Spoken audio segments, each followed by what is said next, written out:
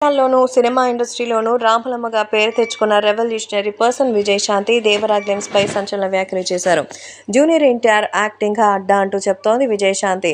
నందమూరి బాలకృష్ణ, రామారావు గారు వీళ్ళందరితోనూ ఎంతో మంచి అనుభవం ఉందని, ఈరోజు వాళ్ళు మరి ఇండస్ట్రీలోనే టాప్ మోస్ట్ యాక్టర్స్గా ఉన్నారు.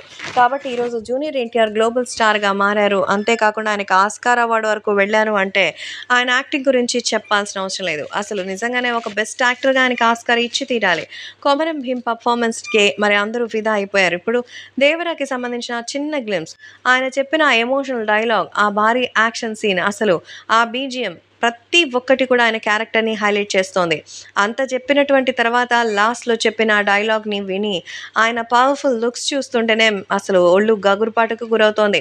ఇలాంటి యాక్షన్ ఎపిసోడ్ నా లైఫ్‌లో ఇంతవరకు చూడలేదని, ఎన్టీఆర్ తప్ప ఎవ్వరు కూడా ఇంత ఇంటెన్స్ యాక్టింగ్ అయితే ఉండదంటూ చెప్తోంది విజయశాంతి. సో చాలా తరాల హీరోల్ని మనం చూస్తూ ఉంటాం. కానీ ఒక్క హీరో మాత్రం అందరినీ కూడా మెస్మరైజ్ చేస్తారు. అది ఎన్టీఆర్.